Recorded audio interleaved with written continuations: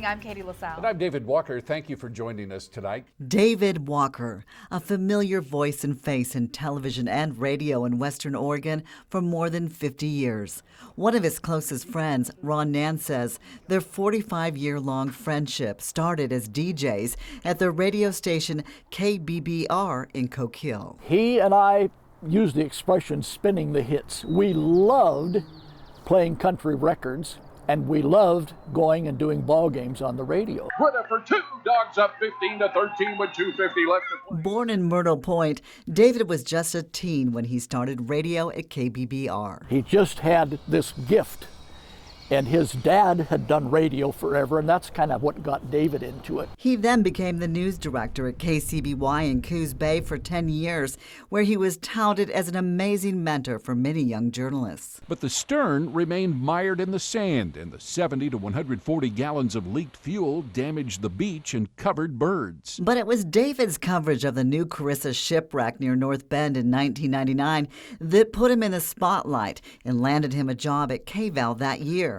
as many marveled at his incredible ability to ad-lib with such eloquence and ease. And then, of course, the new Carissa came along. Well, that was the thing that propelled him to KVAL. David Walker had covered the actual wreck and the immediate aftermath, and then he went up to Eugene soon thereafter and became a legendary anchor for KVAL up in Eugene. David went on to co-anchor the nightly newscast at KVAL for 22 years, most of those years with former KVAL anchor Shelley Kurtz. He'd have the funniest stories that he would talk about during the breaks. It was great. I mean, we would come back from break and, both of us would be laughing or, smiling or trying to contain, our laugh. This is the opportunity of a lifetime to be able to experience this World War II memorial. Fighting back tears, EPD detective Sean Trotter also remembers David and their trips together to honor veterans on KVAL's honor flights to Washington, D.C. The fact that David Walker's gone is still unbelievable to me.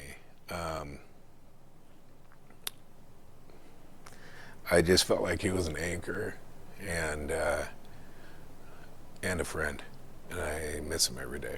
And David was a regular in Salem with the political beat Walker on the Capitol, along with reports that included his memorable coverage of the Almsville tornado in 2010. The tornado ripped downtown Almsville to shreds, and in the aftermath of the twister, people spilled into the streets. As a seasoned journalist, committed family man, colleague, and friend, David also stayed active in the community with food drives and pet projects. He was just the most polite, kind, considerate human being. He never had a bad day. Even when he was sick, he didn't have a bad day. He's kind of person you always want to be like. Our sports director for KVAL, Tom Ward, has been here with the Ducks since Saturday. That's right. We got here from the beginning. And David's love for sports landed him front and center at some of the biggest sporting events with former KVAL sports director Tom Ward. Our careers just sort of became unentangleable at that point. They were interwoven from that point on, and it was a pleasure every minute of it. He was the consummate journalist. He was as fair-minded a journalist as you will find, and that's just about the best way to put it. I'm Jodi Unruh reporting.